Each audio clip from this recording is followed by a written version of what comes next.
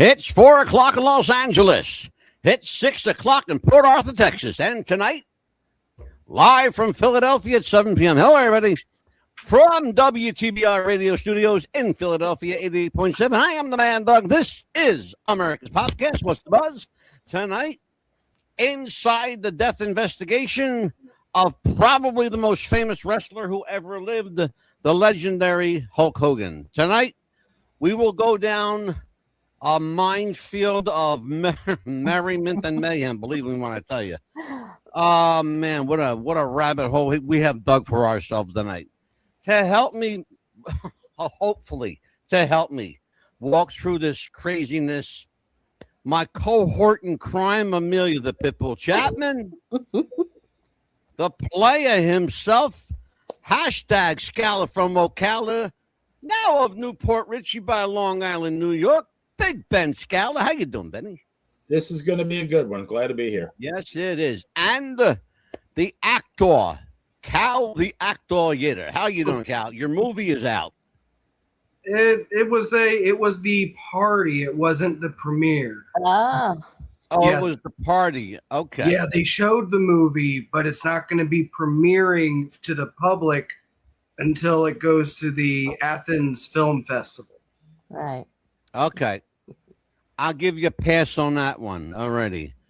We have a lot of clips to go through. Before we do that, I want to do this because I'm really stoked and I'm proud of everybody that's worked on this show in the last 9 years. I got to show you guys something. Check this out.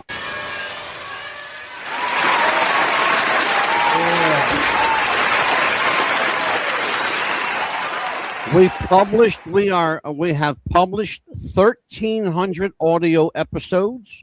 Wow. And 1 million downloads. Actually, it's 1,074 downloads. And that's for real. That is as they say, Benny, that's a shoot. That's for a shoot.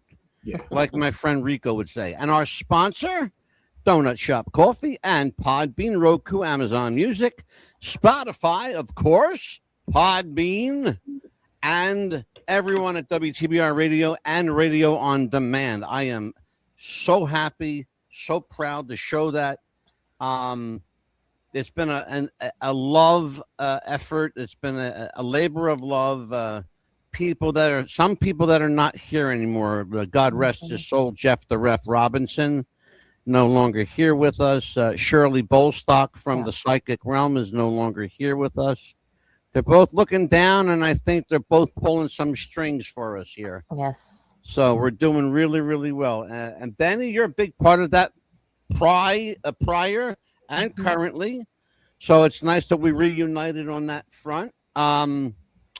Let's see. Tonight, Benny, I'm actually going to start with you, because I would like you to kind of be my eyes and ears as to what's happening in Florida on the Hogan front. I'm going to bring up on the big screen. So fill everybody in what's going on in Clearwater with regard to the Hogan investigation. Well, I believe the Clearwater Police Department just finished their report, why it took 10 and a half months, I have no idea. But it was a pretty comprehensive 72-page report, I believe. And they're agreeing with the medical examiner and the private autopsy that it is, death by natural causes. I guess, everything jives. It just makes me wonder, why did it take so long? If this was a routine death, why did it should have taken, a couple of months, maybe at most. Yeah, at the most. Amelia, you're there also in Florida. You and Benny are both in Florida, not far from each other. So you're kind of like my ground zero, right down there. There has been up here, and I'll just speak for the Northeast. As you can imagine, this is a high-profile case.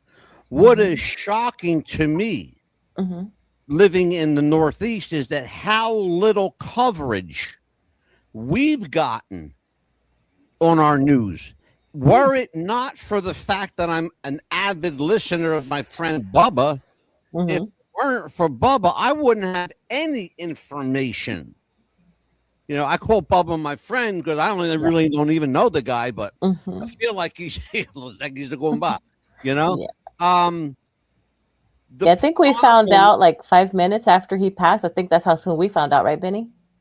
Yeah. Here in Florida. And I will tell you this, Bubba, if you live down here and you followed Bubba, Bubba was saying for a long time that Hogan was not doing well at all, which was the polar opposite of what his wife was saying and of what Eric Bischoff was saying and of what Jimmy Hart was saying. And they were all saying he was doing great. They dismissed that cervical procedure as just, a minor surgery. That was a big deal. You're getting 4 vertebrae fused in your neck. That's a big deal. Yeah. And it was just kind of downhill from there. I will tell you that there are a few things I know that are not in the autopsy report. I have a couple of connections inside the Church of Scientology. One of the questions I am asking tonight is, did Scientology have something to do? Did they have a hand in the Hulk Hogan death case? I am not implying that Scientology had anything to do with his death. But I will tell you with 1,000% certainty, they had a hand in the Hogan death case and the investigation. Sky Daily Hogan, for Hulk's sake, became a, quote, born-again Christian. Yes. Okay? She got baptized and everything. That was all for show. It was a dog and pony show. She is a devout member, has been and always will be a lifetime member of the Church of Scientology. That is factual. Anyone who wants to challenge me on that, please do. Please do. I have it here. So, Amelia, I do my research. Yes. And I'm ready for them. Come, bring it on. I'm ready. I was ready for this show. Andy, we are going to have going to be some conversation tonight, my friend. This is our subject matter: professional wrestling. It's how I made my living for many, many years. So, what she said was, and Benny, I'm going to go again with you, and then we'll bounce around to Amelia, then we'll get Cal in here. I'm going to put Cal. I'm sorry, brother. Let me do this. Here we go. There we go. Cal's looking like He's Mad like Dog covering my face, dude. Oh, I'm nobody important. Don't worry about me. Oh, you are very important to this show. His wife, along with a home health aide, an occupational therapist, were present in the Clearwater, Florida home. Unbeknownst to everyone but Sky Daily, there were 4 in-home security cameras, 2 in the hallway, 1 right outside the bathroom, and 1 at the staircase. Hogan fell asleep and allegedly fell asleep and passed in his sleep. That is the first report that came out. Okay. The problem is he passed immediately, almost within minutes after the home health aide and the occupational therapist went to the bathroom to run either a bath or a shower for Hulk. He could not stand on his own. Now, you're talking about a guy who one time stood almost 7 feet tall. He was 6'10" or almost Benny, right? 6'11", 6'10". He was billed at 6'9" or 6'10", Yeah. but he had shrunk at least 6 inches because of all the surgeries. Yeah, that's what they're saying, because they're talking about the problem with that, Ben, is that as his body shrunk and his spine atrophied, it became like kind of like this. Like, here's your spine. Let me move this down. Here's your spine. Here's Hogan's spine. It had atrophied. If you watched Hulk walk in the last year of his life, he walked like an old man to the point where he had a 6-foot wooden shillelagh stick that he used as a cane to kind of walk with. Because, you know, if he goes down, it's going to take 3 or 4 people to get him up, because he's a big dude. That just sounds painful. That was point of contention number 1 for me. They didn't report that to us here. I had to hear that from Bubba. Okay? You're going to hear something tonight. Guess what, Ben? Guess what, Amelia? What? Guess what, Cal? Brooke Hogan did not know that the in-home cameras were operational. She thought her father had dismantled them. That's what she thought. They were not dismantled. They were fully operational because she spoke to the monitoring company. We're going to see. I want to take a look at this first. I'm going to run probably, you guys, I'm going to do probably 3 clips at a time, because we got a lot of info here. I mean, a lot of info. And you're going to hear from Hulk himself.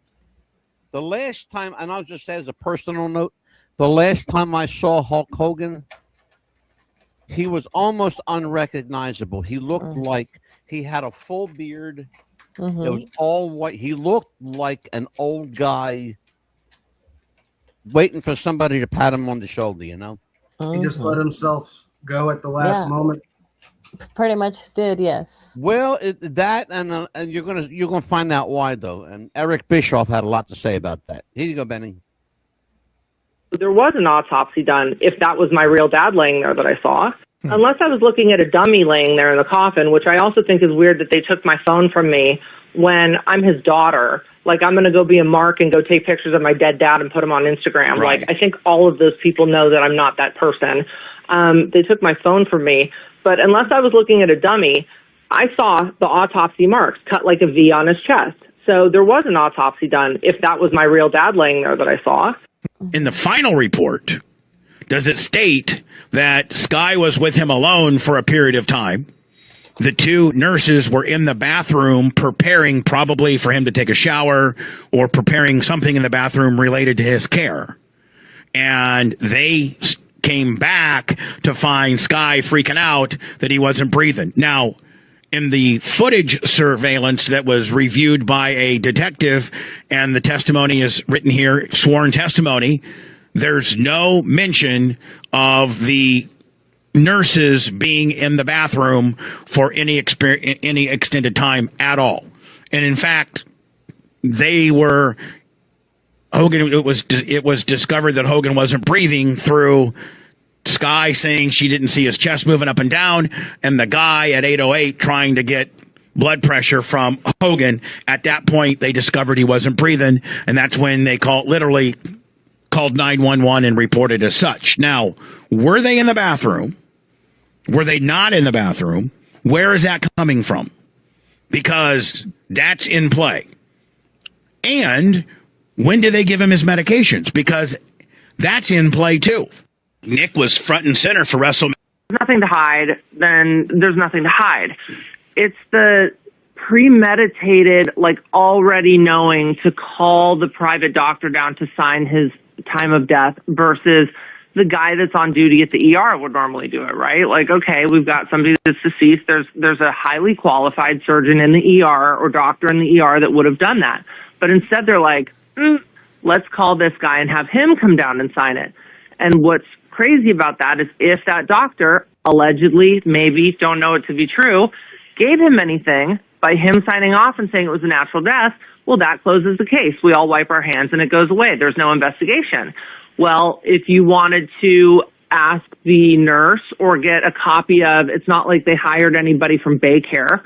If you wanted to go and get information on what happened that day or ask the nurse, he's disappeared. He's scared. You can't get a hold of him. Nobody can get a hold of this guy that was there. He was the only other person that was there the day my dad died. And Sky was the only person there. And apparently, from what I've been told, the nurse was upstairs fixing a toilet or doing something like that. You know, through the grapevine, through the stories that I've heard, the nurse had been sent to go do something. And coincidentally, while he's gone, my dad just passes and Sky is the one to notice that he stops breathing. Now, if you wanted to go get the autopsy, they've hired a private doctor to do the autopsy. So private doctor to sign off on the death, private nurse, and private autopsy doctor. I can't get anything. And it's kind of like a game of Clue. It's like they're going to make Brooke sign an NDA if she wants to see the autopsy. Now, I've never heard of such a thing, Jay. Now, I mean, if you're potentially, nobody asked me to do that, but I'm assuming if there was something damning on there, you know, which I would never out my dad if it was something embarrassing. No. I mean, and I think they all know that I'm that type of person, right? So, but my thing is like, why are we making changes to an autopsy after the guy's been dead for 10, 11 months at this point? Like, why are there still being changes made is my question. You know, like, my other question is, it's almost like I've got every single thing, like a game of Clue, and I'm missing the candlestick and the Colonel Mustard. Like, it's like I've got I've got the room, I've got the, every sign points to if it walks like a duck, talks like a duck, quacks like a duck, it's a duck. And it's like, I just don't have the duck. Okay, Benny, Amelia. Mm-hmm. Boy, was there a lot to chew on there. Oh, yeah, and a lot of it was false. Go ahead, Amelia, since you opened up the gate. Because I've got the autopsy for my husband right here. This is the autopsy. It's a lot of pages you could see. Yep. They said in the state of Florida, if you die at home, they have to naturally do an autopsy whether or not the family calls for it or not, period. That's a lie right there, what she said. 2, you don't have to sign any forms to not talk about this because this is public knowledge once it's out there. Except if your name is Hulk Hogan. But you don't have to sign one of those forms either because they're going to end up finding it, period. Benny, your thoughts, my friend? Yeah. I know you got a lot to say about this one. Well, I think Brooke is talking out her ass, or, choose the orifice that she's talking out of. She was on the outside looking in, but Angela, you mentioned something that I didn't know that now I'm thinking about when you said that Sky was a Scientologist. All right. Now, what are Scientologists all about? The money, right? And Correct. Anytime there's a suspicious death, what is it about 98% of the time? The money. Benny, hold that thought, Benny, because you're going to be surprised about something. Upon the death of Hulk Hogan, the Clearwater chapter of the Church of Scientology received a check for $10 million that day. That day. Did y'all notice that in that clip, she didn't refer to him as her dad. She referred to him as that guy. Well, you got to remember something, though. Hulk and Brooke had a very extremely strained relationship. Mm-hmm. I'm surprised, quite frankly, Benny and Amelia, that she even referred to him as human. Yeah. Here's the thing, Benny, that you're going to be surprised. Maybe you too, Amelia, maybe not. Mm-hmm. The doctor's name, whose name is Dr. Neil Drummond, Dr. Neil T. Drummond, is a deacon, a high-ranking deacon in the Clearwater Church of Scientology. How about that shit? Ooh, Private wow. doctor. Why not just call the... You got a hospital 5 minutes from his... Hulk lived 5 minutes from a hospital. Mm-hmm. That's why they were able to get him there so fast. Yeah, I believe it was Morton Plant in Clearwater. Yeah, which Morton literally Hospital. Yeah. It was literally a 5-10 minute drive from his house. You could probably run there and get him there. Mm-hmm. Here's the problem, though. Nobody up till this point in the tapes mentions Scientology, but it's all over the paperwork. It's all over the paperwork. The other thing is, and you're going to hear this for yourself, Sky's story has changed exponentially over the last couple of clips that you're going to hear. She had said that, oh no, told Brooke the cameras were not working. She told Brooke the cameras were not working. Bubba's people who are deep on the inside of this, so deep that Bubba is not naming names, and he's a smart fucking guy for not naming names. Yeah. Because he doesn't want to out his source. He's got a source in there. I'll tell you off air who I think the source is that's playing both ends against the middle. Mm-hmm. But I'll tell you privately. That was the first thing. The other thing is, Benny, Amelia, Cal, this is your father who passes away. Right.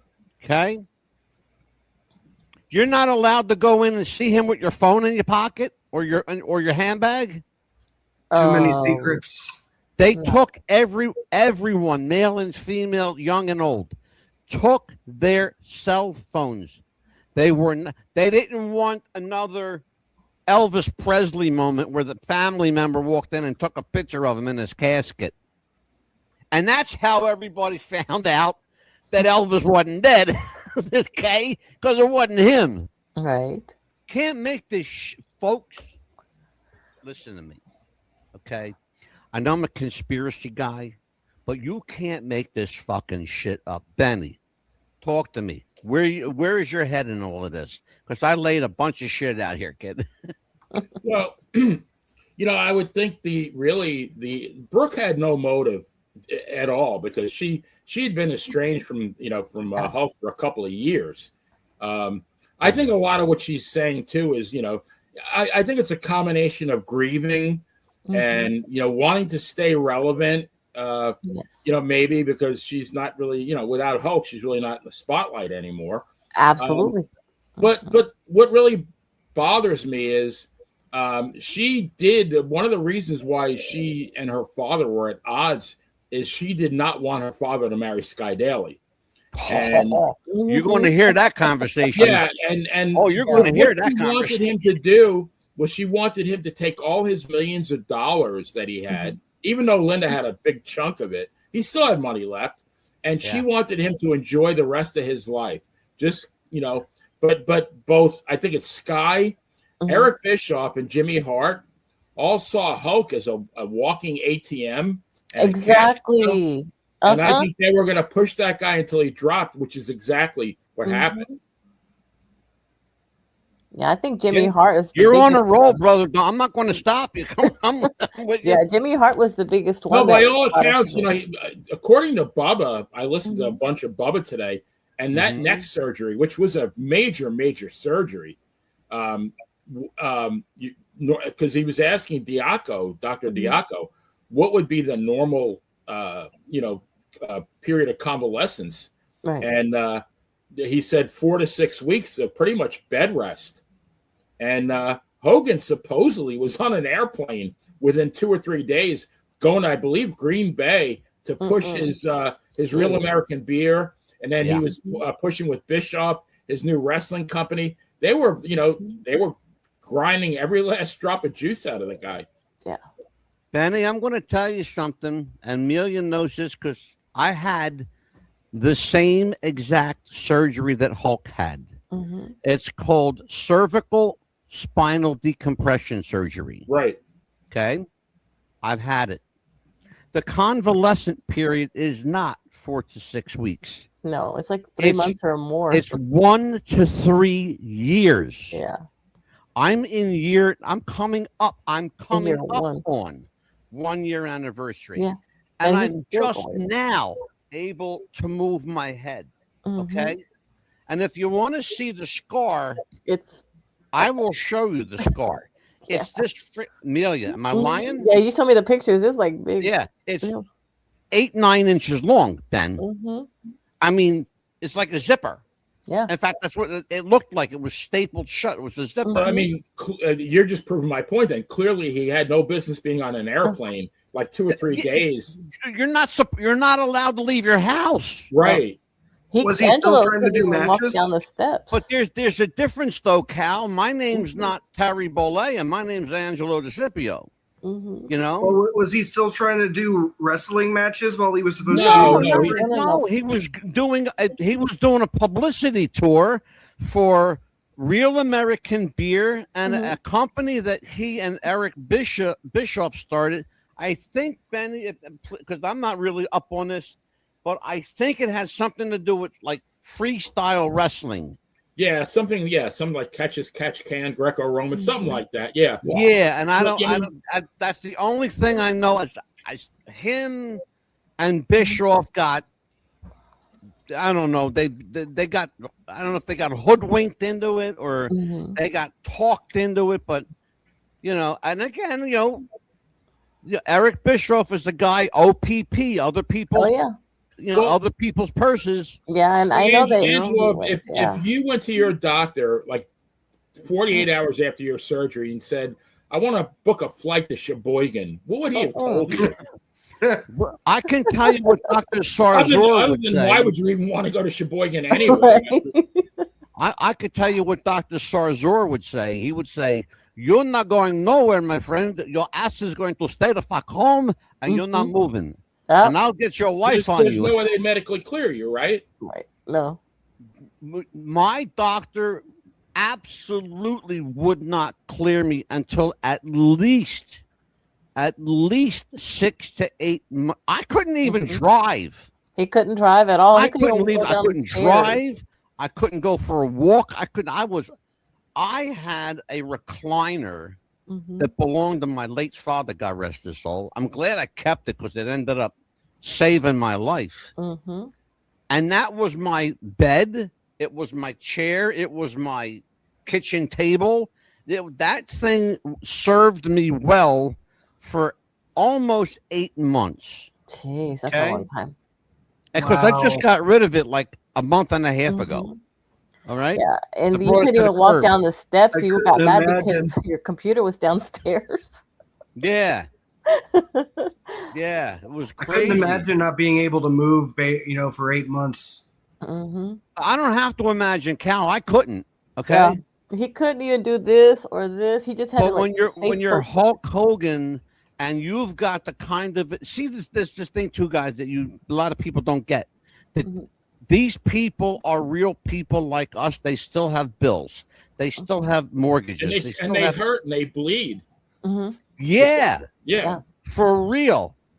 And his bills, his electric bill's not $200-$300 like mine. His electric bill's $800 or $900 or $1,200. Know? That's what we're talking about. We're talking about the bigger the game, the more expensive the ticket. You know what I'm saying? Absolutely, 100%. Yeah. And that's what we're talking about here.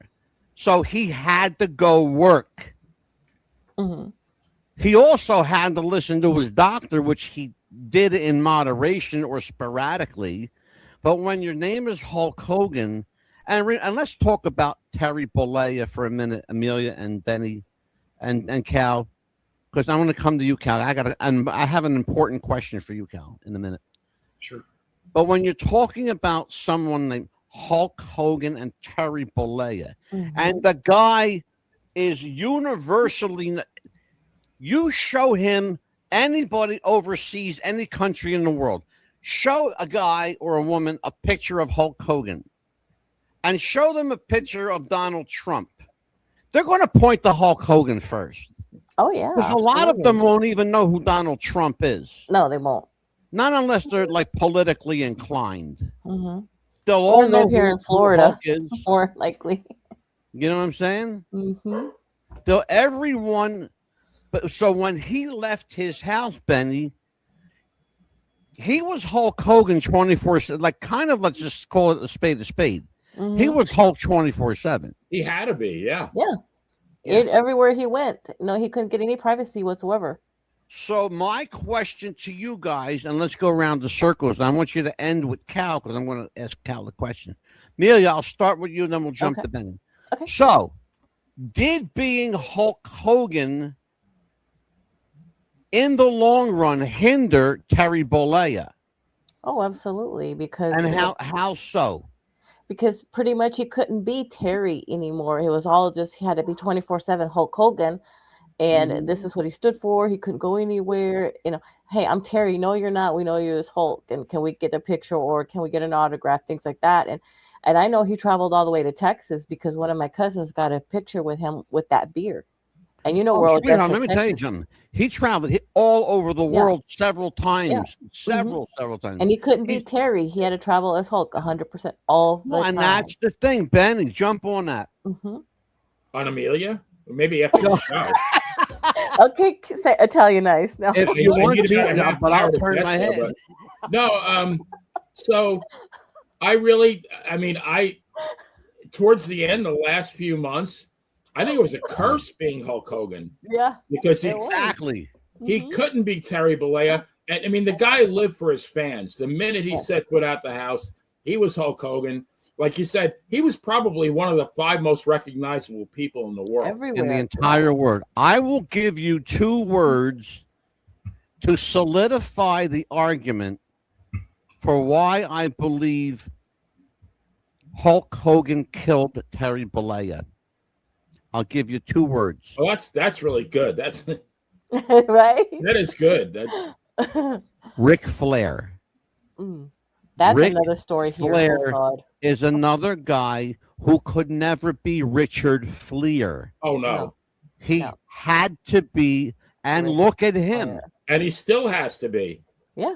4 heart attacks later, Benny. He's like that cat with 9 lives. He's got like 3 or 4. He is the Ozzy Osbourne of wrestling. Like, people look at me like, how is this guy still alive? Say he is the Keith Richards of wrestling. Or Keith Richards, even better. He's an honorary Hillsborough deputy sheriff, right? Yeah, but we know Keith Richards died 30 years ago, but they forgot to tell him, So Cal, I have a question for you, young man. Yes, sir. Okay. And this is, I want you to, because I know that you're not like a huge wrestling fan, but you've been around enough of them. Mm-hmm. Okay. How much obligation did Terry Bollea have to be Hulk Hogan when he was in public? And I'm going to ask you this way. Although he cannot hide his face, he is who he is. And everybody calls him Hulk, and we get that. Is there anything he could have said or done to isolate himself, to give him just that much of humanity, that much privacy, that much breathing room, wiggle room, if you want to call it? Take it. No, not at all. Because once he became the character and became a worldwide figure, people that play characters, they forget who they are. Mm-hmm. That's why I asked you, because you are the actor. That's why I asked Cal, because I want you to think about something. And Benny, you know this to be true. Amelia, you do too. Mm-hmm. Especially being around me in the wrestling business and now Benny. Oh, yeah, too. I learned a lot. Yeah. Here's the thing. If a wrestler opens his mouth, he's performing. Absolutely. I thought you were going to say he's lying. Well, that too. Oh, yeah. I've seen a lot of promos in my day. Well, here you go. You want to hear it? Mm. Here you go. The first interview you're going to hear. Listen carefully to what Hulk says. Okay. Listen to it carefully. Hulk, how did you get into this world? You've been doing so much in the last year. You've been at the RNC, you're on Fox, you're doing this Great American Beer Tour. Well, I'm always looking for an opportunity, now that I don't wrestle anymore because I'm too old to wrestle. Sure. And the thing came up where I saw an open lane for a beer, light beer that America needs, a beer that was made, for Americans, made in America. And the owners live here. We're the only beer company that actually lives here. And there was an open lane that somebody dropped the ball on marketing-wise. I'm not going to name any names. And so we just started, and we came up with the name, the Real American Beer, way before we got our nation back. So the timing was perfect. It's kind of like we jumped on another lightning bolt, and we're running. I got to ask you, in the last week, a guy that ran against Tim Walz said he could beat any mega guy in a WWE fight. Have you heard about that? What do you think about that? Well, I heard Tim Walz popping off. I used to live in Minnesota. There's a lot of nice people up there, I lived there for 4 years, by the way. But the guy that challenged him, I wouldn't want anything to do with him. It's Kane, the Undertaker's brother. Okay, yeah. And believe me, I don't want no part of that. He's way too big and too strong. John Cena's become a bad guy in the last few weeks. Some say bigger than when you did it. Do you agree with that? I'll agree with whatever you say. I'm not here to argue, man. I'm way past arguing with people, but John Cena is a great wrestler. He's my favorite wrestler without a doubt. And I was shocked. You were shocked? I was shocked. I never thought John would, turn into a bad guy. But, it's a great storyline. I mean, the fans are booing him out of the building. The difference is when I turned into a bad guy, the fans were cheering me more than ever. So it was a little crazy. So I like to, see where this goes and how long he's going to run with it. Final question. Should Dwayne Johnson run for president someday? He'd probably win. You think he'd win? Yeah, he'd probably win. He's got a great following. He's got a built-in audience that's been with him for over 20 years. I kind of like cracked the door open in Hollywood, and he kicked it off its hinges. So, if he ran, I don't think he's interested right now, but down the road, he'd make a great president. Hulk Hogan, thank you for your time, sir. Good luck. Let's go in and rock the house. All right. What's your takeaway from that one, Mill? And he probably did that promo so they could vote in Dwayne Johnson and forget Charlie Kirk, right? Because I think Charlie Kirk would have been a better president, and I think that's probably what would have happened. And I heard also that Dwayne Johnson's 20-year contract is almost up. Mm-hmm. What I'm hearing very, very through the grapevine. Mm-hmm. And that was a lot of promo in there, and a lot of him, and a lot no Terry in there. It was all Hulk Hogan, all for show. That's what I was looking for. That's what I was looking for. You nailed it. It was all Hulk. Mm-hmm. All Hulk. Yeah. In fact, the first thing you should have noticed, and I'm sure all of you did, the first thing everyone noticed is the reporter hits the microphone and says, Hulk. Yep. Mm-hmm. Hulk, not Terry. Not Terry. Hulk. Mm-hmm. The cause of death, the official cause of death, according to the coroner, was acute myocardial infarction, or what we call a heart attack. Mm-hmm. I know heart attack. That's plausible. That dots all the I's. That crosses all the T's. That takes, for all intents and purposes, Benny, all of the controversy out of Hulk Hogan's death. Why? Because one of the drugs that Hulk was on at the end, even at 71 years old, was a drug called methylcobalamin. It's a human growth hormone. It's from the methandrosterone family, which is a growth steroid. Okay? Now, if you looked at Hulk in that video, he didn't look like a shrinking violet. He still looked like he was fairly jacked. Mm-hmm. If you want to see a guy that's muscular, look at his forearms. Look at a guy's forearms and follow them and see if they're like spaghetti arms like mine, right? Or if they look like a big loaf of Italian bread, like Terry's, right? Yeah, like or that. Like that. Like Scala from Ocala. But if you look, Terry looked like he was juicing. Mm-hmm. That's another thing I wanted to come through visually. He did not stop his cycle. No. One of the things you're going to hear from Eric Bischoff is, first of all, you heard Hulk say the marketing guy dropped the ball. Mm-hmm. I will tell you now, in full disclosure, with candor and knowing that this is being heard all around the world, I will tell you that person that dropped the ball was Eric Bischoff. Okay? Mm-hmm. He and Hulk had a major blowout. Wow. Major blowout. To the point where, and I don't know if you know this or not, but Bischoff did not attend the funeral. Really? Yeah. He showed up, was outside, was seen photographed, but never went in. Wow. That's what you don't know. You do now. Surveillance footage. Hogan's wife, Sky, I love the word. They got this in quotes. Hogan's wife, Sky Daly, quote, permitted, unquote, detectives to show security footage from inside the home. The video showed Hogan eating breakfast, taking medicine, peacefully falling asleep in his living room recliner with no signs of distress or external trauma before his heart stopped and he began to labored breathing. People don't understand this. Your heart can stop. Yeah. But you can actually breathe for up to about 4 minutes before your respiratory system shuts down. That's why she gave it no mind, because she saw him breathing. His heart was already stopped at that point, according to the coroner's report, which, as Benny pointed out, is extensive. I think, long story short, I think the coroner, say what you will about this whole fucked up case, because it's messed big time. I think the coroner did his job on this one.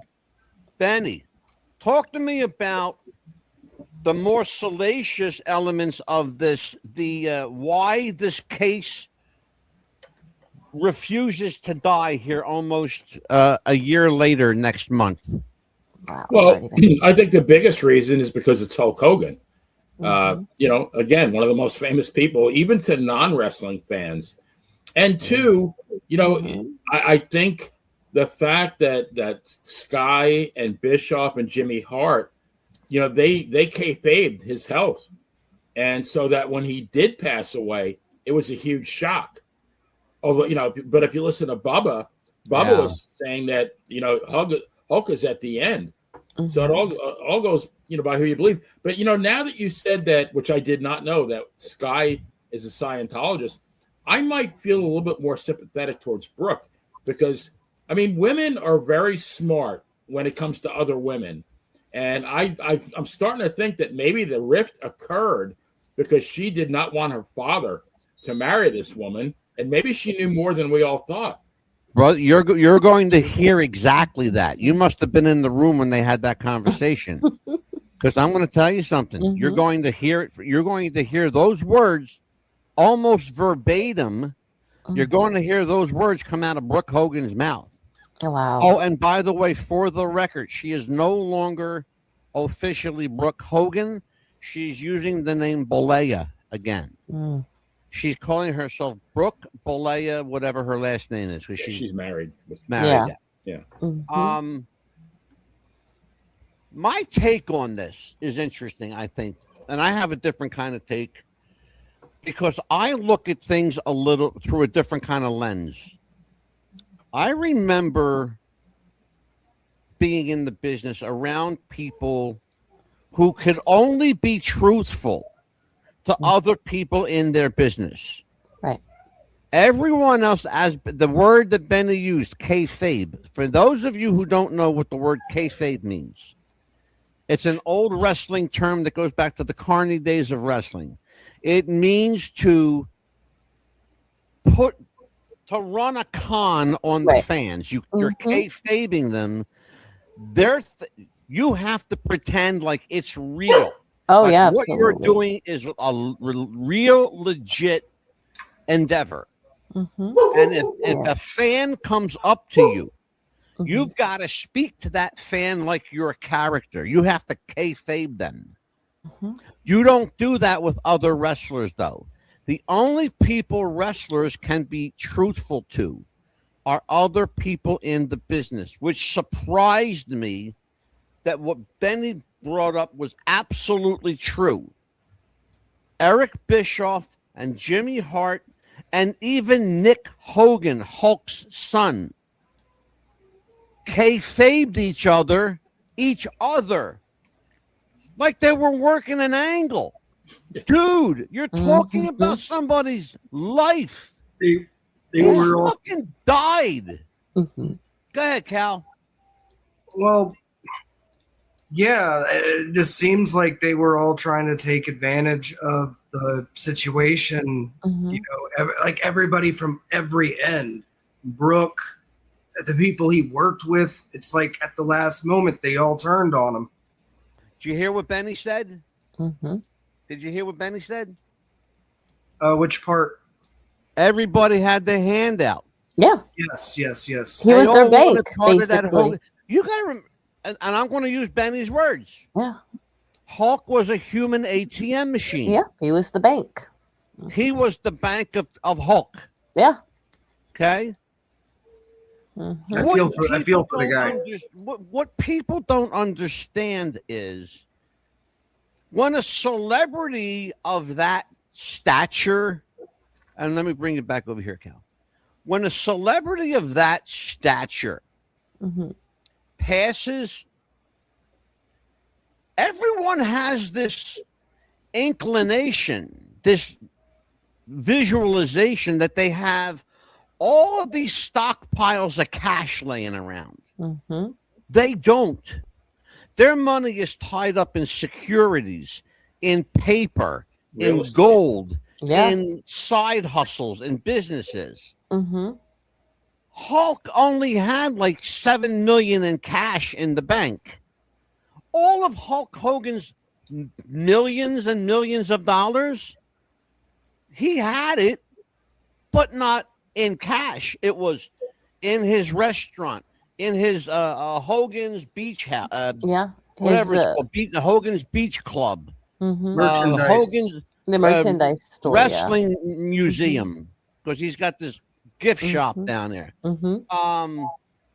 And he franchised the place. There were 4 states that have Hulk Hogan beach houses, right?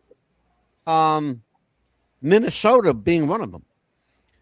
The other thing is when his wife on the day, and I shake my head because it's proven, it's verifiable. You can check it out. When his wife wrote a check for $10 million the day he died, July 24th, 2025. I'll never forget that day because just a few days before that, 2 days before that, in fact, one of my rock and roll heroes died, Ozzy Osbourne. Yeah. Both in the same week. Wow. Okay? Mm-hmm. Both in the same week. And then I get this, it comes across my phone, Hulk Hogan died. It was, you're ribbing me, right? I thought they were kidding. It was a wrestling guy. It was a wrestling guy that texted me. I went, stop with the rib. It's not cool. He goes, no, this is a shoot. This is for he said, for shoot. When a wrestler says to you, for shoot, that means it's for real. Yeah. Right. For real. Okay? One of my best friends in wrestling, believe it or not, was a guy named Harry Fujiwara. You might know him as Mr. Fuji. Mr. Fuji. Mm-hmm. Yes, sir. I knew Harry very, very well. He lived up the street from me. Not far from here. All these wrestlers, they all lived in this area. Like, all of them. Like I told Vicky that night, Wrestlers Row. Mm-hmm. But understand, you guys, and people listening and watching, could Hulk Hogan be saved? You know, sadly, I have to say, Benny, I'm going to tell you why I don't think he could be saved. I think Hulk did too much damage to Hulk. And I think Terry did too much damage to Terry. Yeah. And I think everybody around him did too much damage to both of them. Yes. Okay? I can't imagine.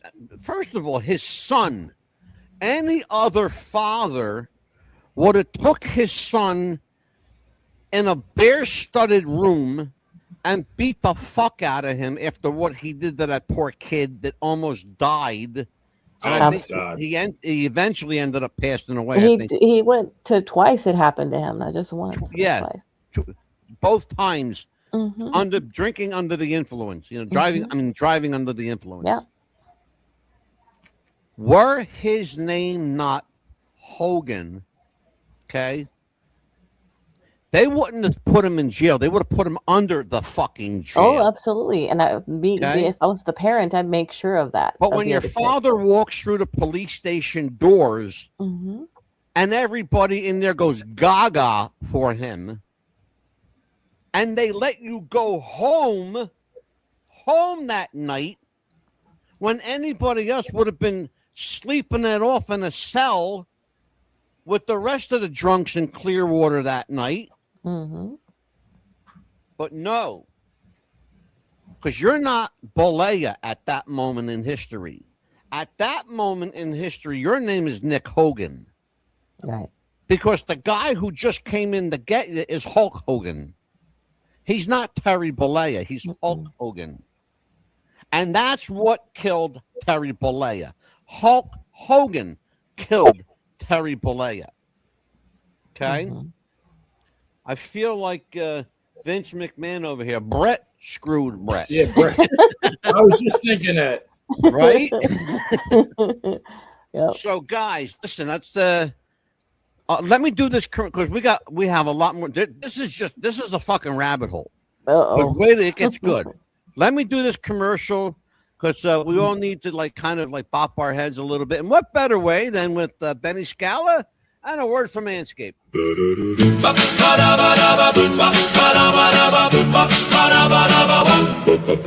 You're on a hot date, you're making the cut.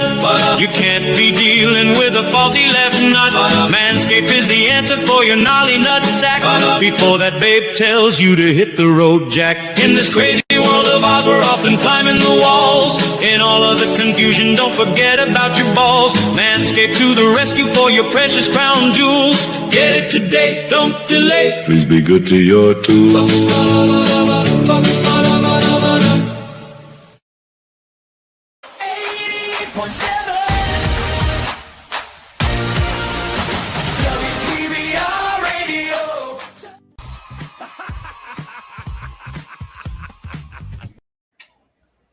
WTBR Radio 88.7 in Philadelphia on FM and BRS, the broadband radio system around the world, and Globecast Satellite, our new broadcast partners at Globecast Satellite, and our friends at Spotify, Podbean, Roku, Amazon Prime. Who am I missing? Who am I missing? iHeartRadio. You said iHeartRadio. iHeartRadio, Pandora, and a whole bunch of other shit. And like a cup with a string attached, like when you're a kid. Don't forget that. Yeah, right. The paper cups with the. Exactly. Coffee cans worked great. Oh yeah. Oh, they were the best, man. Them coffee cans, they was like they was the poor man's walkie-talkie in my neighborhood. Kidding me? We used to get long kite string, Benny, and one guy would be in the alley, and the other guy would be sitting on the front stoop in the city, and you would be like talking, and you could actually work too. It was funny. You could actually hear, I remember. Al, you're too young to remember this shit, brother. I'm too young to remember a lot of things. So young you are. Jeez. Let me I want to lay this on you guys, okay? I trademarked this about 3 weeks ago. I want to lay it on you now. Uh-oh. The WTBR Radio Dog Pound Posse. That's us. We are the Dog Pound Posse. There you go. Benny, feel free to use it if you like. That sounds like a T-shirt to me, or a T-shirt Right? in the making. Or another Yeah. Oh, you know what, Benny? That's a hell of a. You know what, Amelia? or a cozy. Let's come up with a T-shirt. Yeah. Yeah. Let's come up with I'll come up with a T-shirt. Cal, you're artistic, right? Musically, You know, Cal, just say yeah, Mad Dog. yes, Mad Dog. I'm artistic. Oh, God bless. Want me to draw you a stick figure? Now, what I want you to do is to listen to this from Brooke and Bubba. We're going to go down this rabbit hole. Here you go. Nick was front and center for WrestleMania and the bronze statue and the whole big hoopla that the respect that they paid your father. Did Triple H ever think about calling you?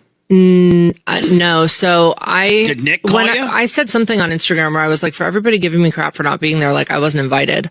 And Nick Khan called me personally and said that he extended the invite through my brother, and that was kind of it. So I mean, I would imagine that if I were to be able to go, I would probably have to be invited by Nick. He did my brother. He did say he was going to invite you personally moving forward. Yeah. On the call, which never happened recently. It really hurt to see Andre the Giant's daughter there, because this is the thing is right now at the point in life I'm at, I could not be more disappointed and hurt and just, what's the word for just out of gas? Like I'm just flabbergasted. Flabbergasted. I have no more tears to cry, defeated. I have no more gusto in me. And the truth is I fought so hard for my dad until I literally was about to lose myself. I think my fans and I think people know me well enough to know that I have integrity. I try to keep my mouth shut. I've tried to stay out of this stuff.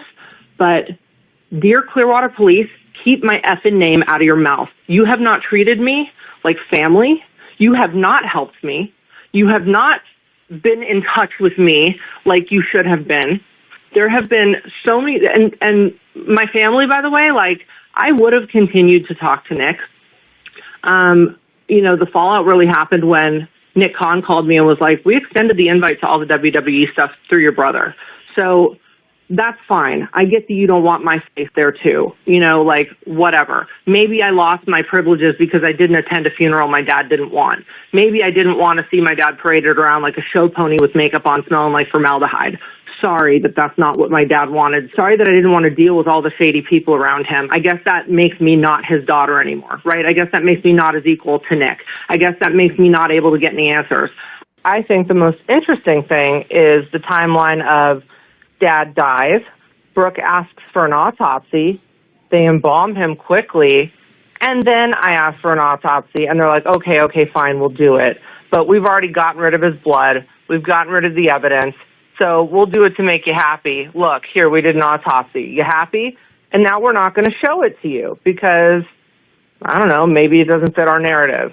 And, whoever this lady is, this uninformed, ignorant person from Virginia, let me just ask a couple questions. Before you tell me my questions aren't valid, were you his daughter? No. Were you a witness to the things I witnessed? No. Were you involved in private conversations, circumstances, and events that shape my concerns? No. With all due respect to your opinion, whether I have questions or not is irrelevant.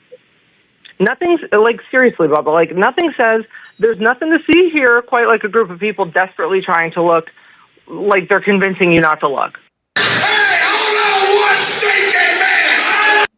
The one thing that everybody's like, oh, she wrote herself off the will and now she's causing trouble. Writing myself off the will never meant I don't love my dad. Never meant I didn't fight for my dad.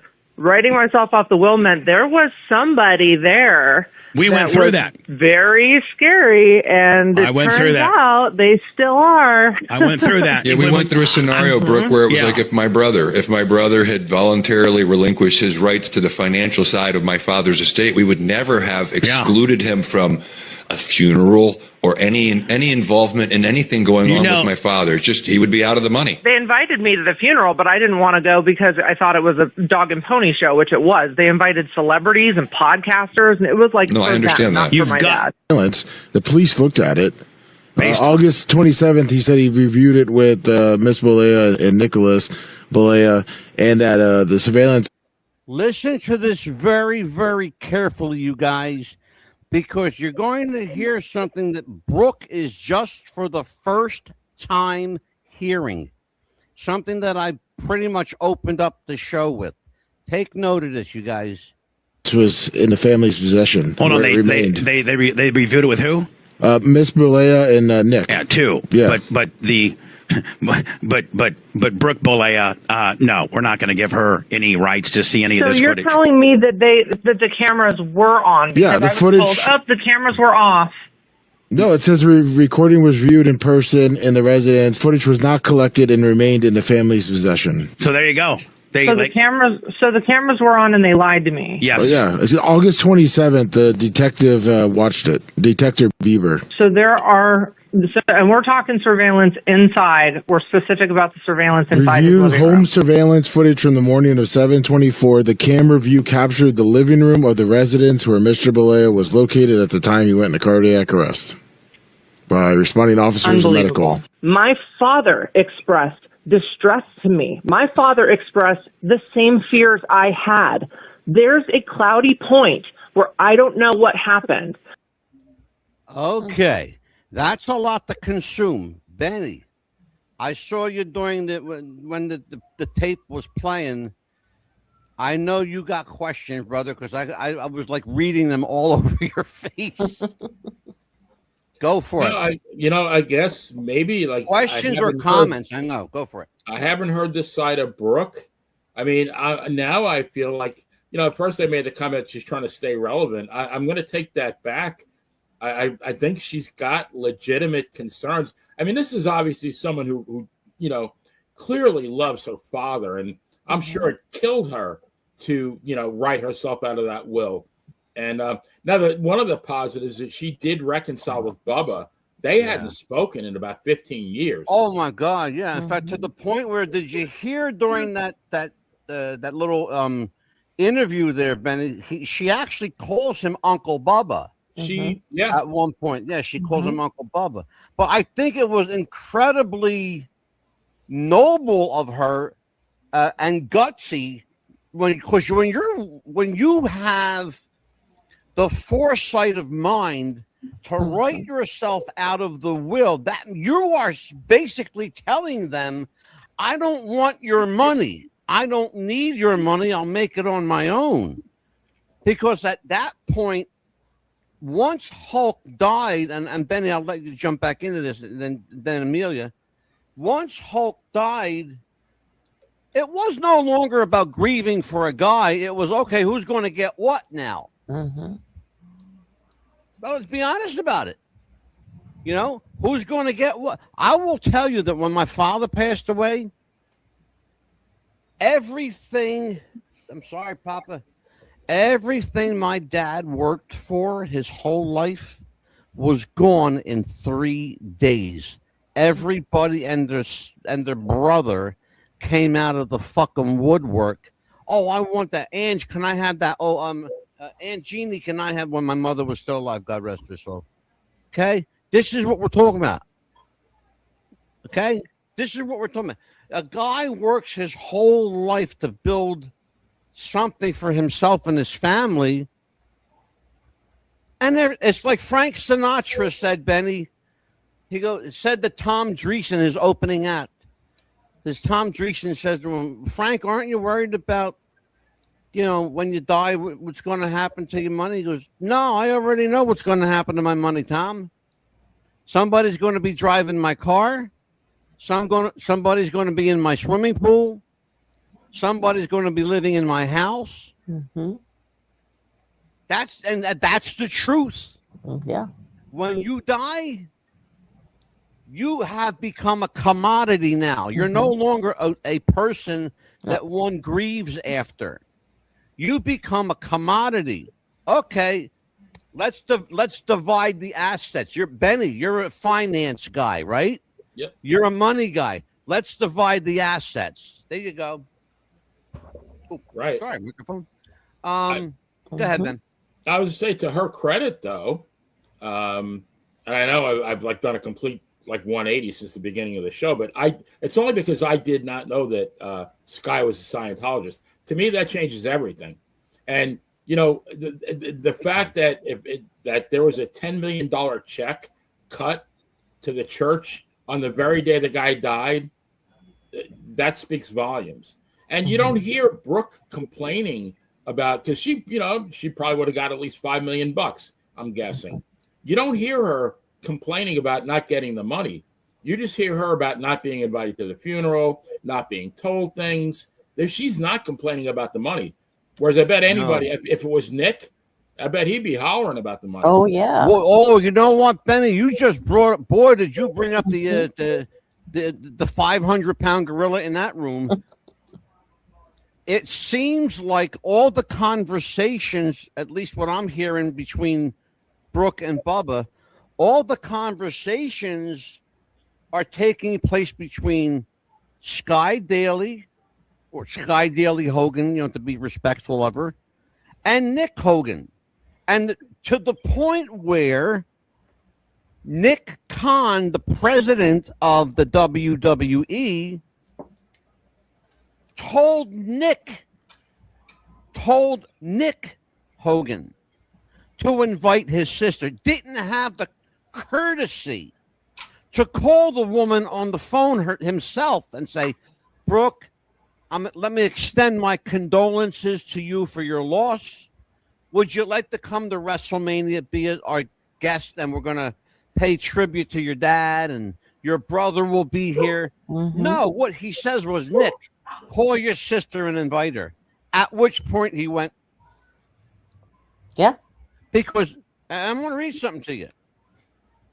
Brooke Hogan, now Brooke Balea, Hogan's biological daughter, publicly stated she was estranged from her famous father and from the inner circle during his passing, and expressed great frustration on social media that she was kept almost exclusively in the dark regarding the handling of his medical situation. Now, I mentioned something earlier, Amelia and Benny, and here's what they say. They say that one of the biggest contributing factors to Hulk's passing was 40 plus years of injury after injury, many that did not heal well, many that did not heal at all, and bones that fused together because he did not have them fixed properly.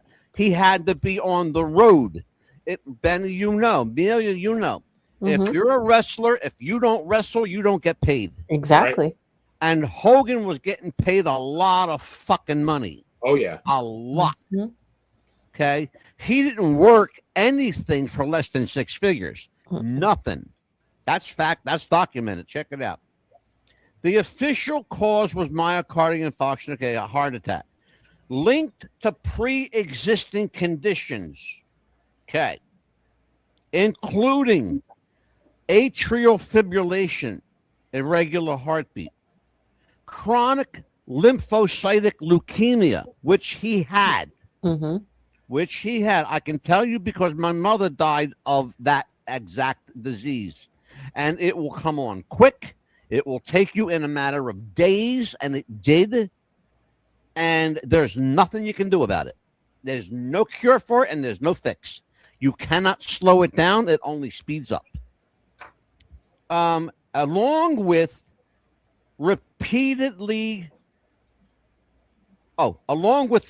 use of anabolic and metabolic steroids, including over 25 surgeries in his final years, 10, including his back, shoulders, neck, knees, hips, and a recent neck fusion and cervical decompression.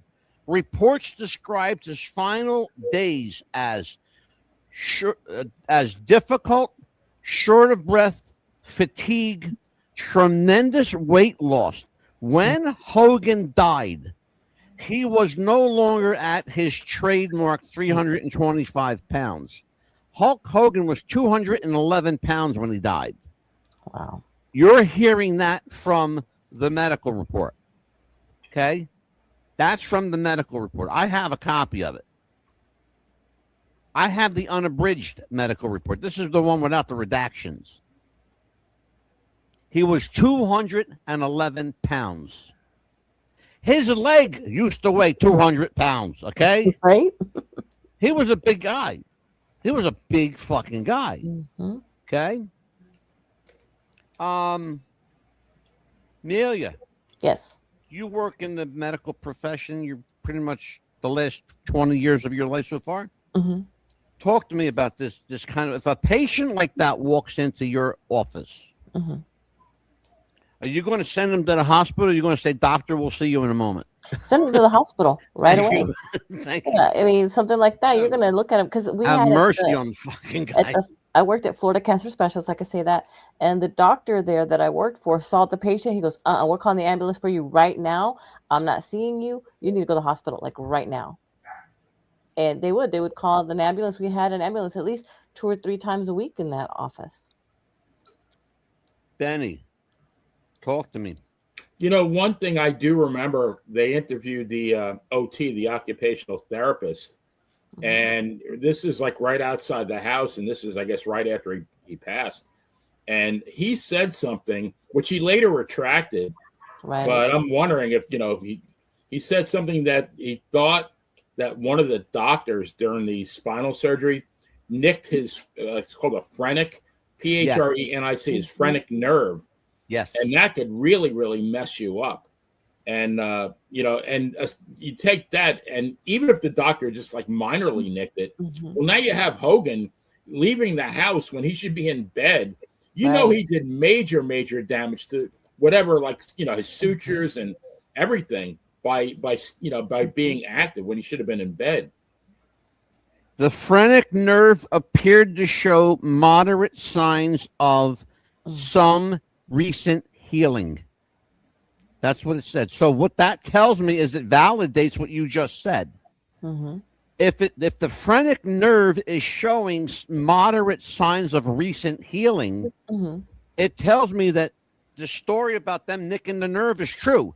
Otherwise, why would the phrenic nerve need to heal if there's nothing wrong with it, right? Well, and he certainly didn't help matters any, but like I have to now. If I'm Sky Daly, Mrs. Hogan, and he says, you know, I'm gonna be on the road. Her word should be, the hell you are. You need to stay in bed. I don't give a shit about the money. I mean, if you really love somebody, exactly, that's what you need to tell them. Benny, given everything we know, Cal, given everything we know about abuse and people who abuse substance, Amelia, you too. This is the only part of this very extensive medical report. And again, I'm not looking at the autopsy report, which is like this thick. Mm-hmm. Okay.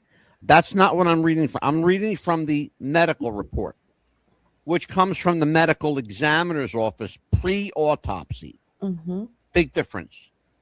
But here's the only thing that doesn't jive with me, Benny. I can't wrap my head around this.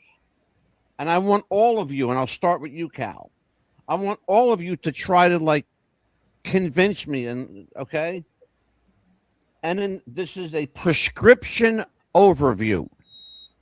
An investigation by the DEA found, quote, no anomalies, unquote, or no, quote, misuse, unquote, regarding his prescription medications.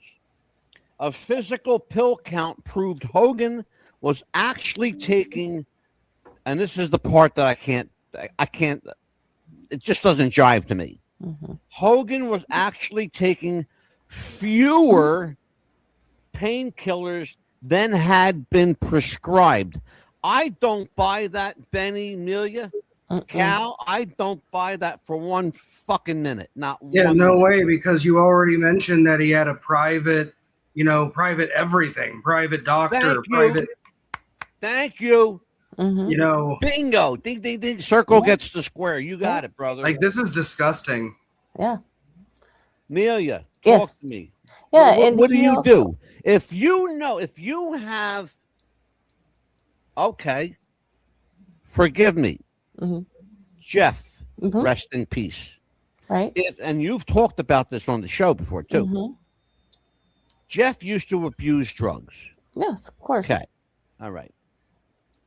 It's like knowing what your husband did, but you're going to write him a clean bill of health because you want him to get like the insurance that he wants. Okay. Or you want him to not to look bad in the public eye, quote unquote. Right. Okay. But aren't you really, in the long run, aren't you doing more damage to his reputation than good? Absolutely, because it's like it's not the real thing. You're lying. You're gonna have to keep that lie for the rest of your life. Danny, talk to me.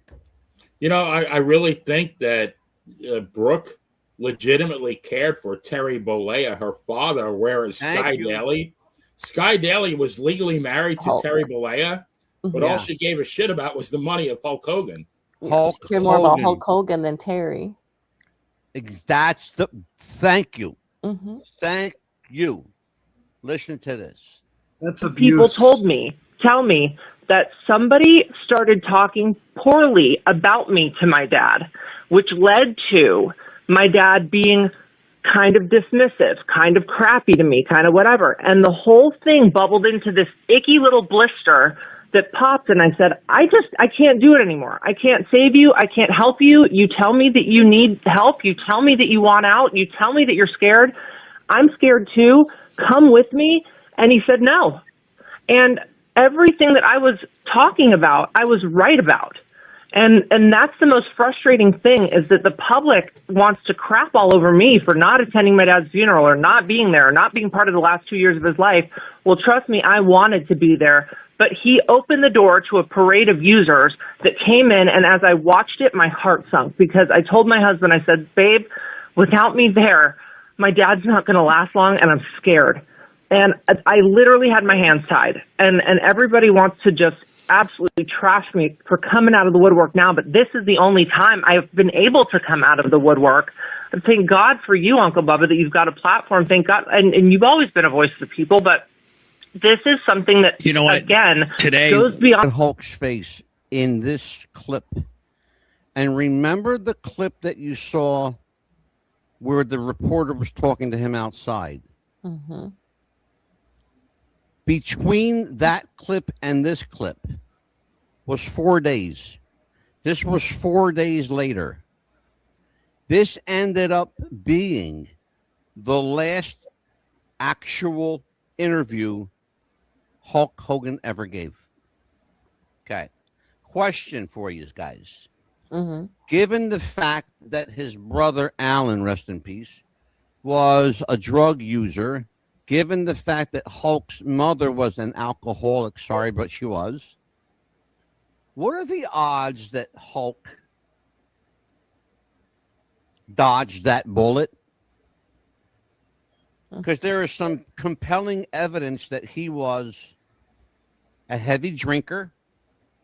That according to Jimmy Hart, that according to Eric Bischoff, that according to a lot of people in the, including Bubba. Hulk was notorious for not taking care of himself. What do you do in a situation like that? How do you get through to somebody? Did he do the right thing that, by letting his brother go? Because what I wanted you to see was Brooke did the same thing that Hulk did to his brother. He could not save his brother. She could not save her father. Come with me. He said no. Hulk said to his brother, come with me. He said no. Okay? So you're hearing it from Brooke. Dad, come with me. No. Hulk saying to his brother Alan, come with me. No. They both end up dead. Okay? That's sad. Irony. Poetic irony. Sad, but ironic. Yeah. Listen to this stuff. It was that was a hard one to get over. What was Hogan like to work with then? It was fabulous. I mean, I used to say to my kids, when you say prayers tonight, make sure you thank Hulk Hogan for the way you live. Because he was bringing in the checks. Yeah. So there were a lot of knocks on Hogan during this time because he's the top guy, so everyone's going to knock him. Yeah. But he's the reason why you guys are essentially paying your bills. Yeah, and the other thing is, I get a kick out of it. The young guys then were saying, oh, the old guys are hogging the spotlight, you can't get up. Those same guys are older guys now. Yeah. And they're on top. It's been 15 or longer years since I got left Hulk Hogan. Okay, now, just in case you're wondering who this woman is, she's the same woman. She is the same woman that was in the clip with Hulk talking about his brother. That's his ex-wife, Linda. Yep. Mm-hmm. I just want you to know that it's the same person. And my family is in the worst mess. Come on, Linda. Come on now. You are a hater. You walked away with 70% of his money, laughing all the way to the bank.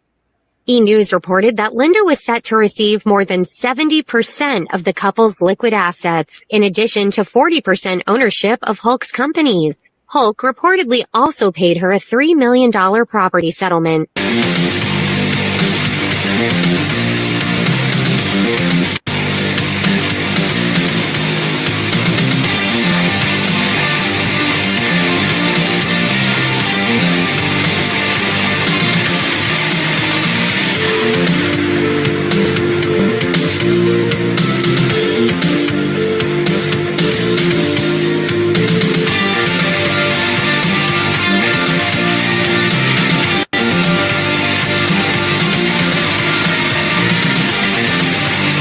The video from Reality Talk News discusses the life, controversies, and death of wrestling icon Hulk Hogan.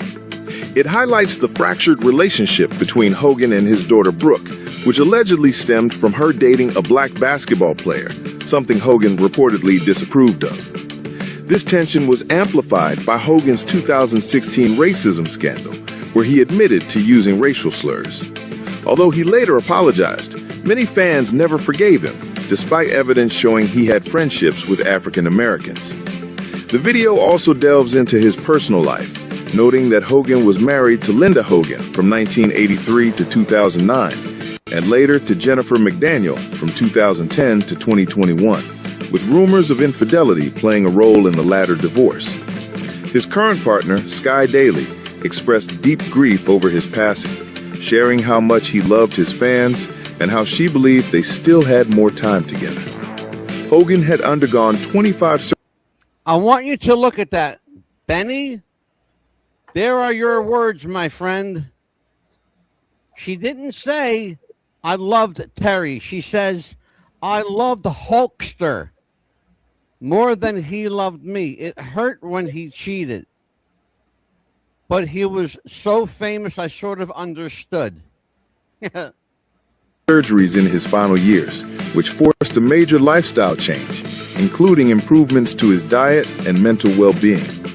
Beyond wrestling, he starred in films like Rocky III and Mr. Nanny, and appeared with his family on the reality show Hogan Knows Best.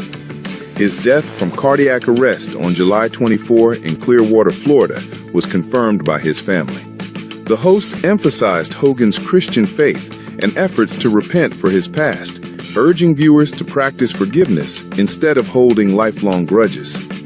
The video criticizes cancel culture and points to issues within the black community as a reason to reflect before judging others. It concludes by speculating on the location of Hogan's funeral and promises more updates to come. No one realized. All right. Both wives, both of them, Benny, Amelia, Cal, both of them called him Hulk.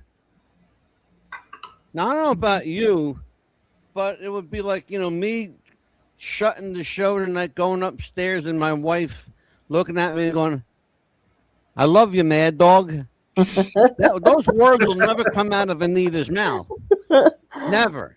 You know, she might say, "Amelia, you're kind of like, you know her better than I do." Yeah, I do. She says, "Shut up, Ange." My wife would say, Ange. "Shut the fuck up, Ange." You know? Yeah. Anyway, craziness. Right. Benny, your thoughts on this? Because there's a lot more video, but we could be here till 10 o'clock tonight. I'm going to shut this down here very soon. Well, I mean, I'm watching everything. Some excellent clips, and what really, really disturbs me is the words that Brooke said, and I'm assuming she's telling the truth. And in her conversations with Bubba, she said a lot about the past, and she was a daddy's girl. Mm-hmm. She said that when Hulk and Bubba would be working out at Hulk's gym, she would come down and work out with them, not Nick. Nick would be busy playing Nintendo. She wanted to be around her father, and I think she knew him a lot better than anybody did. Even the current wife. And when it almost sounded like he was like telling her that he was drowning and he was scared. Right. And I don't think, and she offered him the lifeline. I think he chose to stay where he was, I guess maybe for fear of what would happen if he did leave. But as it turns out, maybe that was his last chance. Yeah. Well, and that's an interesting observation, because if somebody, and I love the word you use, lifeline. If somebody's throwing you a lifeline, you would be crazy not to reach out and grab it, especially if you know that the water level is up to here and it's like now it's getting up to your nose. Right. I mean, at this point, what do you got to lose? What have you to lose? You got everything to gain at this point. Maybe a fresh lease on life. One of the things that I want you to, maybe we may have to do another part of this, because there's so much video to look at. But where the part where Eric Bischoff talks about being embarrassed to be seen with Hulk because he was just drank so heavily, how he would, and Hulk never missed a gig. Drunk as he may have been, high as he may have been, he never missed a gig. Then you're going to hear, his daughter, talk a little bit about trying to reason with him, trying to, but how do you reason with someone that's unreasonable? Or it could have been something else, that maybe he was, held captive, held hostage, that he couldn't go anywhere, or was. Well, it's a really good point, Amelia, because you remember what she said earlier about she didn't know, and this was telling to me, and I don't know how many of you caught it, but she said she didn't know if she was looking at her father or a dummy. Right. Okay.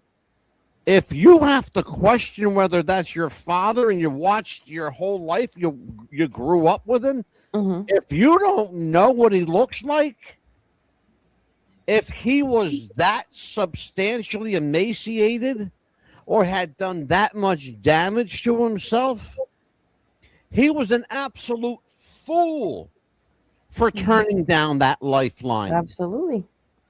Are you kidding me? Pride is one thing, but stupid is a whole nother level. I really think, though, Angelo, I mean, if she's a Scientologist, to me, that's a cult. It's very hard once you get sucked into a cult to get out of it. Bro, let me tell you what happened. Because I'm wondering, and I'll come clean here. I know somebody that's involved in Scientology, and I like this person a lot. I've known them for probably 40 years. They live in Clearwater. They're from up here. They're actually from my neighborhood near Cherry Hill, New Jersey. But they made some money in the music business, and they're in Clearwater now. Ton of money, ton of God bless them. Ton of fucking money. Okay. But Benny, when I tell you that 60% or better of this guy's income goes to the Church of Scientology, I'm not making a word of that up. No, it's not the biblical 10% tithe. It's a lot more than that. Oh no. They want your firstborn, they want your blood. Mm-hmm.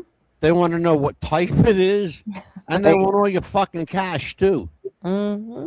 That's what happened was that Sky Daily that day that Hulk died. What Hulk didn't know, or he may have known, and I don't know if there was anything he could have did about it. It just seems a little too convenient that the nurse and the therapist leave, and then that conveniently he dies at that moment. Like that's either the most serendipitous hand of God moment or something really stinky is afloat in Clearwater, Florida. The problem I had with this from the beginning was not the cause of death, because if you knew Hulk Hogan, if you watched Hulk Hogan or followed Hulk Hogan, forget about Terry Bollea at the moment. If you followed Hulk Hogan, you knew that he was absolutely decimating his body. Absolutely. He was destroying his body. Benny aptly put it. He went from 6'9" legit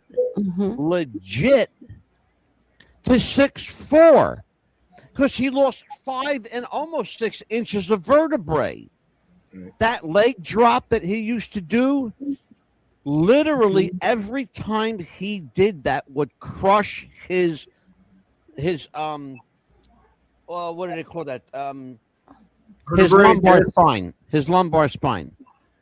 You've got the cervical and you got the lumbar. Right. He had nothing left. It was like mush.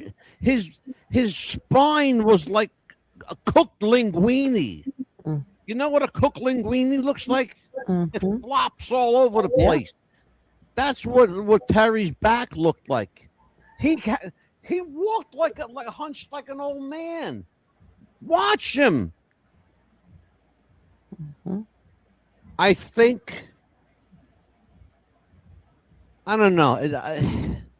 Would we have lost him anyway? Yeah, probably.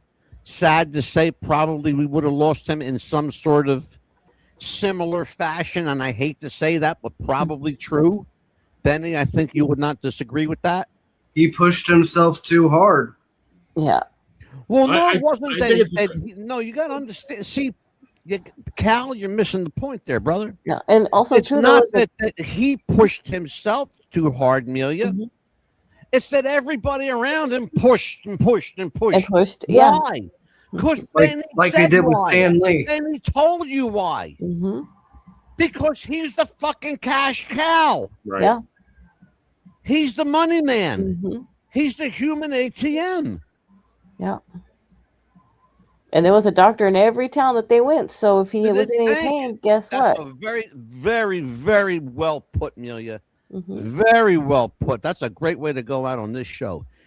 I think, I have to say, folks, I think this is just part one. I think there's at least 1 or 2 more episodes because we got a lot going on with this stuff. I mean, there's a lot. Oh, speaking of multiple parts, Benny and I are going to bring you part 2 and 3 of the Chronovisor show. I have some information that Benny don't even know yet, but I'm going to share it with him shortly. We are going to do the Chronovisor. I have the Ghost Hunter coming here. Robin McKay is going to be here from Delaware Paranormal Research Group. They're part of the Ghost Hunter group at TAPS that you see on television. That's part of Jason Hawes' group. You guys know Jason Hawes from the Ghost Hunters. That's his guys. Let me see who else we got. Oh, it's the other thing I was talking about. Here we go. Hot damn, I got it right here. Angelo, just pick up your list. Here we go. That changes all the time. Here you go. Actor James Woods will be here with us. Awesome. Actor James Woods. I spoke to him today. He will be with us. We will be researching the death, whether it was a suicide or not. Eyewitnesses are coming forward to say David Wilcock from Ancient Aliens did not suicide himself. He says it was suicide. The guy I spoke to said it was suicide by cop, and I got the tape to prove it. Okay, I want to see that tape. We will be talking to former Naval Intelligence Officer David Grush, who testified before the United States House Subcommittee on UFO and Alien Activity. Yes, folks, there is such a thing. You can't make this shit up. He is a UFO whistleblower. The only reason he's still alive right now, he says, is because he testified before Congress. Killing him at this point would be like admitting that they did it. And you can't argue with that. We will also have Zach Bagans from the television show Ghost Adventures. Are you kidding me? I'm not kidding you. Finally, Amelia, listen. when I say something, Amelia, do I deliver or am I full of shit? You deliver because I've been wanting him on the show like forever. Okay, well, shut up then, all right? When are we doing? When are we having James Woods? I have to. I don't know yet. We spoke today. He's going to look and check his calendar.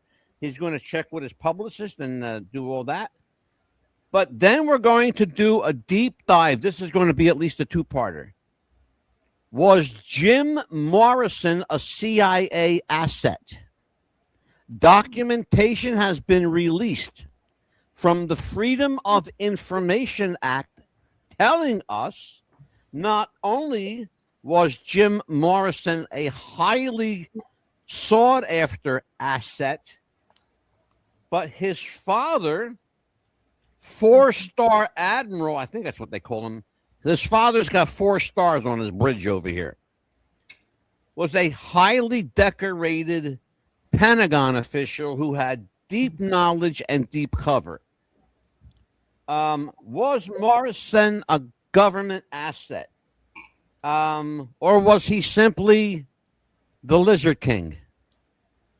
And where did the Lizard King come from? Well, I found that one out today.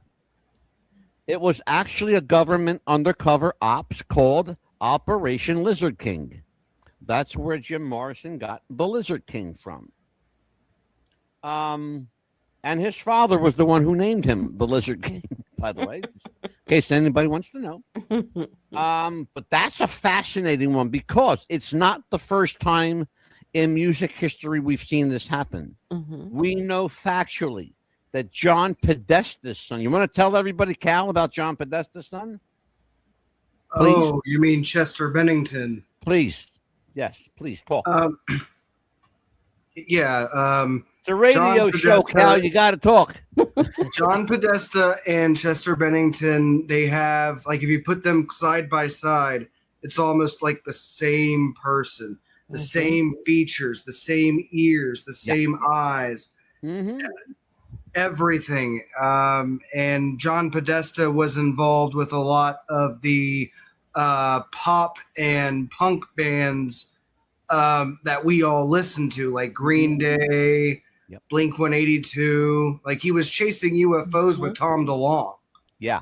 You know. So you get where Cal's going with this, and that's absolutely true. Every word he said is absolutely verifiable truth. We will explore this. It's happened with Podesta. It's happened with Morrison. We believe now that it's happened with Morrison. We know it's happened with Chuck Berry. We know it's happened with Elvis Presley. We know it's happened with, believe it or not, Amelia's boyfriend, Tony Orlando, providing information undercover. I replaced Tony Orlando as her boyfriend, though.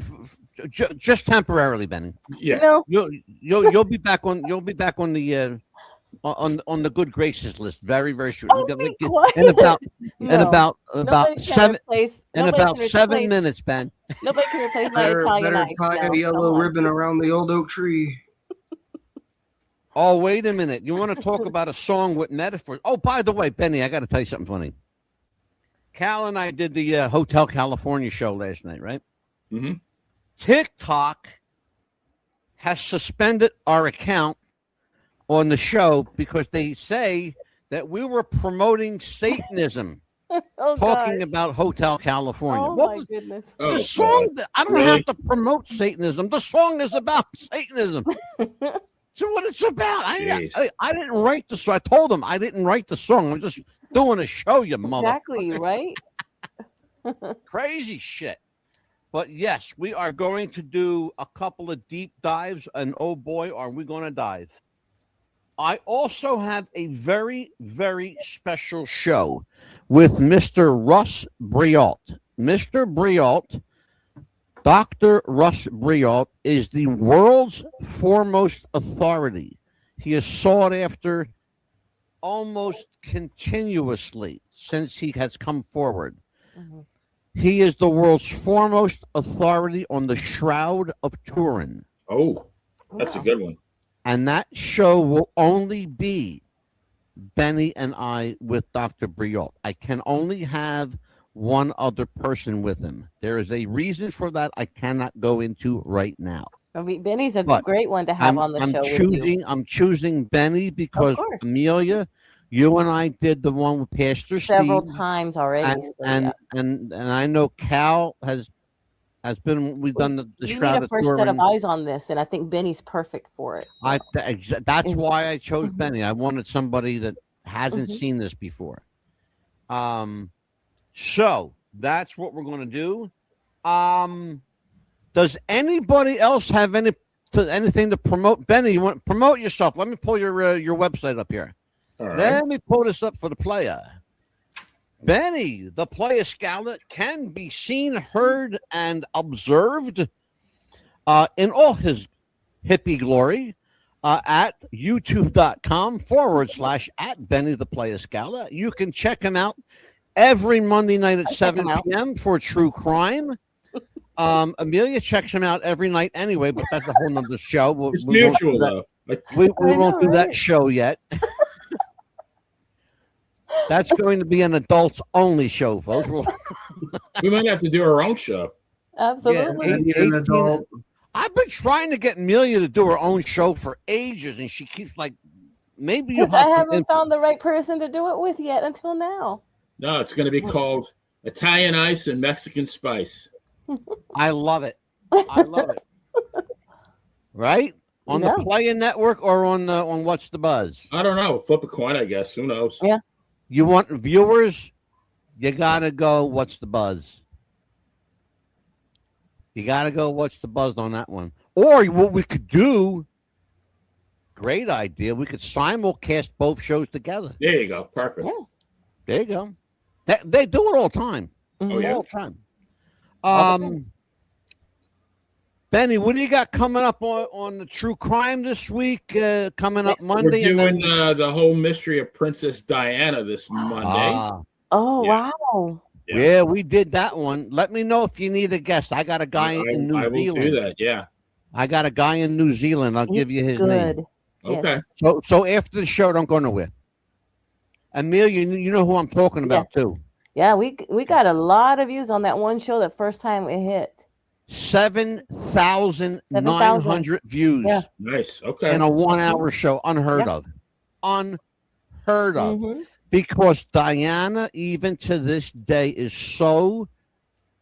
such a beloved character, such a beloved human being. But what Diana was doing is only now, coming out. She was protecting children from a drug trafficking royal family. They are all members of the Black Eye Club, Benny. So write that down. Black Eye. Yeah, the Black Eye Club. And then then Google what the Black Eye Club is. It'll make your skin crawl. Yeah. Let's just put it this way. Write the name down. Jimmy Seville. Like the barber? Yes, like the barber of Seville. Jimmy Seville. Highly protected till the day he died by his buddy, Charles, now King Charles. Mm-hmm. Very tight insider. Bosom buddies with former Prince Andrew. I was going to say Prince Andrew, but formerly Prince Andrew. Yeah. The artist formerly known as I'll Prince. give you that skinny. I'll give you the 411 when we go off the air. Cal, the actor Yater, can be seen in a new upcoming film, Once Upon a Time in Macon, starring himself, Cal Yater, Eddie Deason, Danny Roebuck, Tim Brooks, and who am I missing? Adam Minornovich. Adam Minornovich. And I remembered everybody but Adam because I couldn't pronounce his last name. Sorry. I apologize. I'm also Amelia, what do working you on got coming replacing up? Tom Cruise in Mission Impossible. Just working and spending time with my loved ones. No TikTok with naked cowboys. That's done. Really? Yeah. Oh, God, I love you, Benny. Thank you so much. Thank you so much, brother. It took somebody to make you see the light through his sunglasses. It took you, Benny Scala from Ocala by way of Newport Richie, courtesy of Long Island, New York. They don't tell me to play it for nothing. That's right. As long as I ain't being played, brother. No. Okay. Anyway, so everybody's got something going on. I will tell you, folks, that I am trying. So, well, I'm going to save that for off the air because I'll talk to my crew. But in the meantime, you can find me at WTBR Radio 88.7. We are on demand. We are live. We are in audio format, video format. We are on Roku, Amazon Prime. We are on soon to be Tubi TV. We are on Pandora, iHeartRadio, Amazon Music, Amazon Podcast, Apple Podcast, iHeartRadio. Did I say that one? Is that I did that twice? Yeah. That's because I really like iHeartRadio. Anyway, for the player, Benny the Player Scala, for Amelia the Pitbull Chapman, and for the actor, Big Cal Yater, I am Angelo, the Mad Dog DeCipio. Take care, folks. God bless. Like Papa DeCipio always said, tomorrow's promised to no one, so make today count. We'll see you around, folks. Take care. Bye-bye.